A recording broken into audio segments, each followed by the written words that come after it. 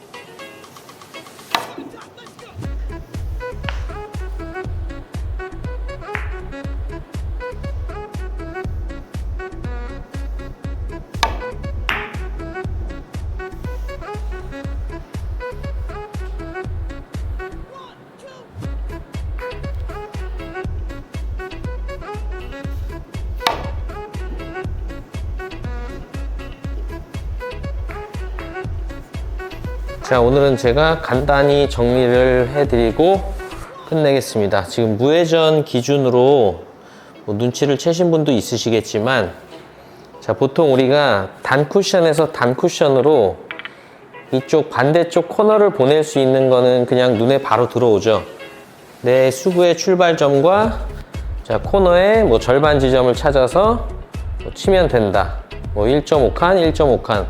이런 식으로 하프 시스템식으로 이렇게 단쿠션에서 출발이 될 때는 많이들 쉽게 찾으시는데, 오늘은 제가 처음에 보여드렸던 시타 영상은 장쿠션에서 출발이 돼요. 이쪽에서. 이거는 간단히 설명을 드리면, 당연히 하프 지점보다는 이쪽으로 와야 되는데 얼마나 이쪽으로, 자, 왼쪽으로, 화면상의 왼쪽으로 와야 되는데 얼마나 왼쪽으로 와야 되는지를 그냥 간단히 설명을 드리고 바로 마치겠습니다. 자, 이 지금 코너 지점에서 절반 지점이 반대편 코너잖아요. 한 포인트당 2.5 포인트 정도 돼요. 그럼 두 포인트당 5로 외우시는 게 더 편하겠죠? 두 포인트당 5. 그러면 지금 이렇게 연결을 하셔서 이 날로 연결이 돼야 됩니다. 프레임으로. 그러면 두 칸 왔으니까 반 포인트.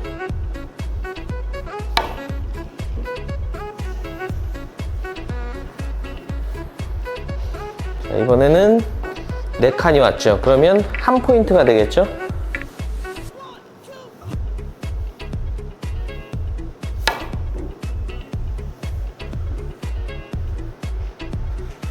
자, 주의사항이 있어요. 주의사항. 뭐냐면 지금 이렇게 거의 쿠션 바로 앞에 있게 되잖아요. 그러니까 너무 반발력을 강하게 가져가시면 지금 상황에서는 짧을 수가 있어요. 그러니까 반발을 너무 가져가시면, 자, 보시다시피 코너를 덜 갈 수가 있거든요. 그러니까 지금 같은 상황에서는 조금 지금 이 반 포인트를 치는 지점, 반 포인트, 한 포인트, 1.5 포인트에서 지금 1.5 포인트 여기를 칠 때는요, 조금 부드러운 타격이 필요합니다. 부드러운 타격으로 똑같이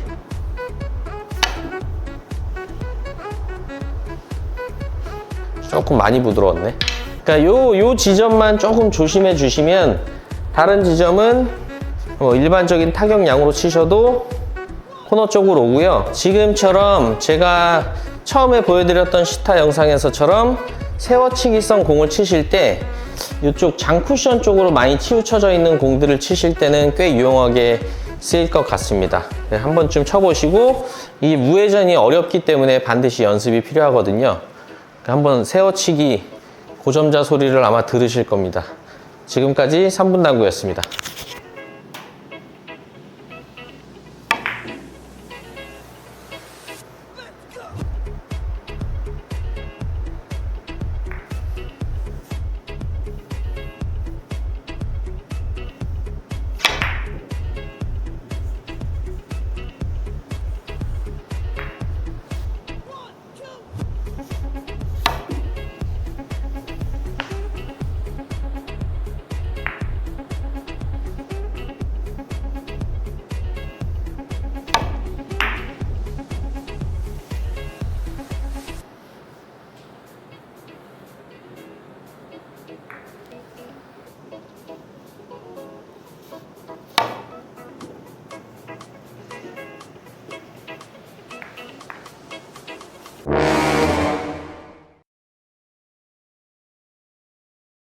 안녕하세요, 3분 당구입니다. 오늘은 굉장히 간단하긴 한데요, 간단함에도 불구하고 꽤 많은 분들이 원쿠션 지점을 찾을 때 애를 먹어서 원쿠션 지점을 잘 못 찾는 세워치기에 대해서 좀 설명을 드릴 겁니다. 간단히 빨리 계산하는 법을 알려드릴 거고요. 대부분의 계산을 좀 미스를 하시는 분, 착오가 생기시는 분들이 왜 계산을 제대로 하지 못하는지에 대해서까지 말씀을 드릴게요. 자, 일단 계산법은요. 자, 제가 지금 여기가 수구가 출발되는 지점이겠죠? 뭐 여기 어딘가에서 이렇게 출발이 될 거 아니에요. 그러면 내 앞에 있는 수구의 숫자들은 포인트당 그냥 1, 2, 3, 4포인트로 읽고요. 저 반대편 맞아야 하는 원쿠션 지점은 그냥 딱 절반으로 생각하시면 됩니다. 반 포인트가 1, 2, 3, 4로 계산을 하시고요. 가장 중요한, 지금 이 숫자들을 알아도 계산을 못하는 가장 중요한 부분은 뭐냐면요. 보통 이런 세워치기성 공을 치실 때 자꾸 지금 제가 서 있는 것처럼 수구의 위치에서 뭔가 설계를 하시는데, 자, 이건 굉장히 좋지 않은 습관입니다. 모든 공들이 마찬가지겠지만 지금 제가 만약에 1적구를 노란 공으로 해서 앞돌리기 식의 세워치기를 칠 거면요, 당연히 내 수구는 여기 어딘가에서 출발이 되겠죠. 자, 그렇기 때문에 사실상 그 플레이어가 와서 봐야 하는 위치는 이 위치가 되고요. 수구는 처음엔 무시를 하는 겁니다. 그냥 무시. 얘는 무시를 하는 거예요. 내 공이 자, 여기서 출발이 되기 때문에 이 지점은 축이라고 할게요.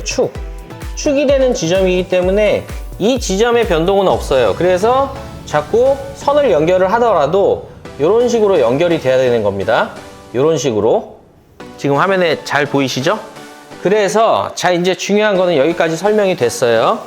자, 이제 이 기본 공식을 어떻게 외우시냐면, 이건 그냥 제가 편의상 설명을 드리면 제로를 만들어서 조금 앞쪽을 치는 겁니다. 왜냐하면 코너를 정확히 태우기가 쉽지 않기 때문에 세워치기성 공들은 살짝 넉넉하게 들어와도 득점이 되기 때문에 제로를 찾아서 그것보다 살짝 안쪽, 이렇게 외우시면 돼요.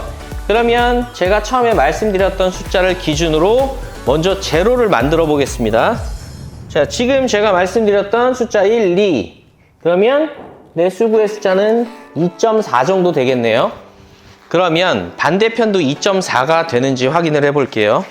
처음에 설명드렸다시피 1, 2. 자, 이 지점이 3입니다. 그러면 뭐 조금 좁긴 하지만 여기가 2.5가 되겠죠. 그러면 살짝 안쪽. 그리고 제가 뭐라고 그랬죠? 제로를 만들어서 살짝 안쪽. 이제 제가 말씀드렸던 이론들이 다 정리가 됐으면 저 원쿠션을 향해서, 브릿지도 굉장히 중요합니다. 브릿지를 절대 푸시지 마시고 단단하게 끝까지 유지를 해주시는 겁니다.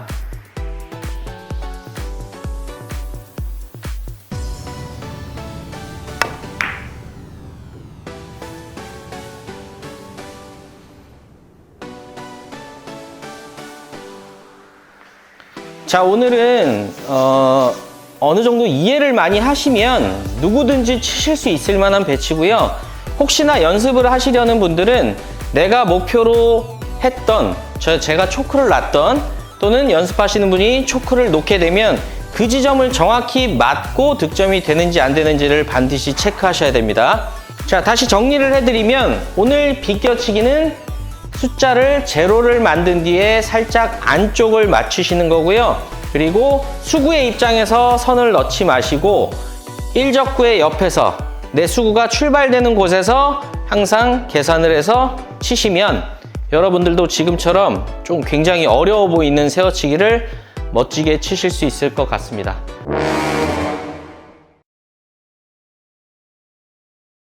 안녕하세요, 3분 당구입니다. 제가 지난 시간에 앞돌리기성 세워치기에 대해서 설명을 드렸던 영상이 있는데요. 오늘은 좀 비껴치기성, 그러니까 앞돌리기면 수구가 여기에서 출발이 되고, 그리고 비껴치기는 당연히 여기에서 맞고 출발이 되겠죠.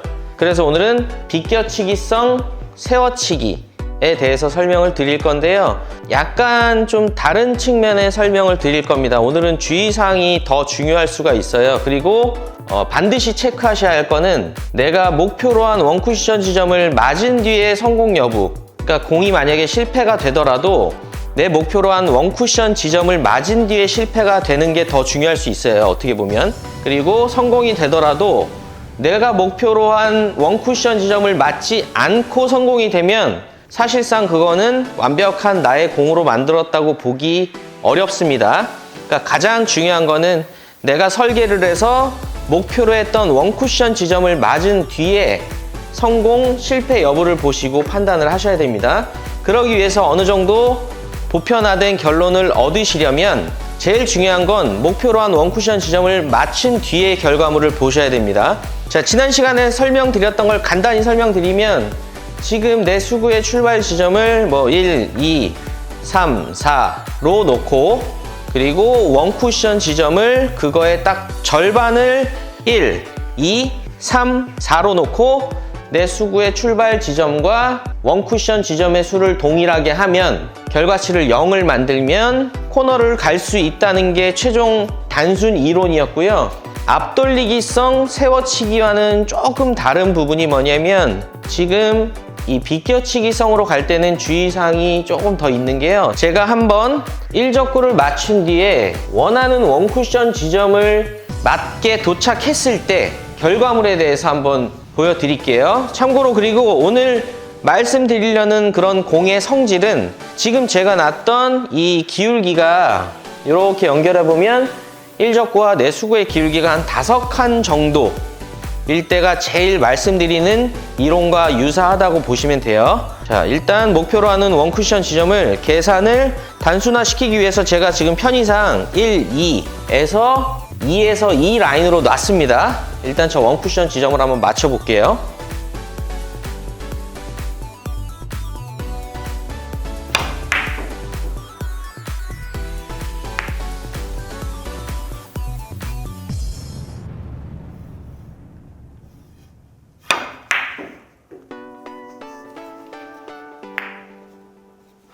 자, 지금 제가 원쿠션 지점을 잘 맞췄는데도 불구하고 공이 계속 쉽게 표현하면 넘치게 되죠. 과하게.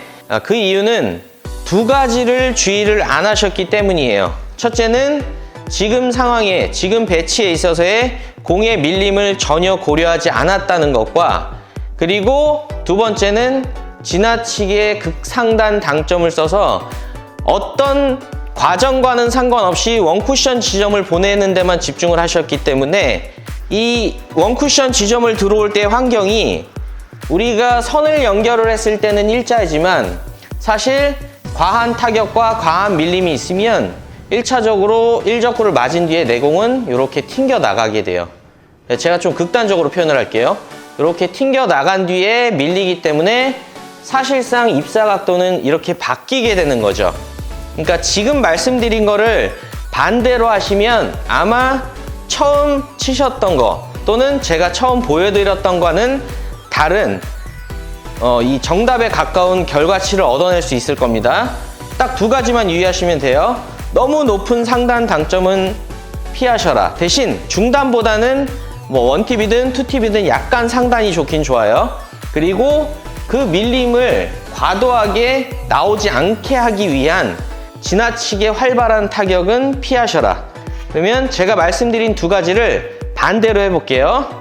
그냥 중상단 당점의 타격은 조금 부드럽게 해서 한번 시도를 해보겠습니다.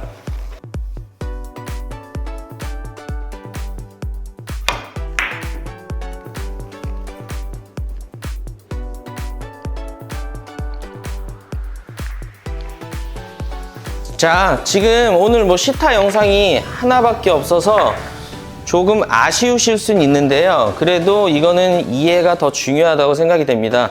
자, 마지막으로 정리를 해드리겠습니다. 지난 시간에도 말씀드렸고 오늘도 말씀드렸던 지금 같은 그 세워치기성 공에서의 가장 주의사항은 뭐냐면요. 여러분들께서 목표로 하셨던 배치를 놓을게요. 빨리 놓겠습니다. 여러분들께서 목표로 하셨던 그 얘기는 바꿔 말하면 내가 설계를 했던 원쿠션 지점을 정확히 맞는지 여부를 먼저 보셔야 돼요. 저 지점을 맞지 않고 득점되는 건 좋지 않다고 제가 거듭 강조합니다. 그러니까 내가 설계를 했던 원쿠션 지점을 제대로 맞은 뒤에 결과치가 뭐 길게 빠지는지 또는 뭐 아예 안 타는지 이런 것들에 따라서 보정을 하셔야 되는 게 저는 맞다고 판단이 되고요. 그렇게 연습을 하셔야 진짜 내 공을 만들 수가 있습니다. 그래서 여러분들도 오늘 같은 배치는 한번 동일하게 놓고 저처럼 과도하게 밀리지 않는 이런 스트로크를 한번 시도를 해보시면 조금 하나라도 내 공이 더 생기지 않을까 싶습니다. 오늘도 시청해 주셔서 감사합니다. 지금까지 3분 당구였습니다.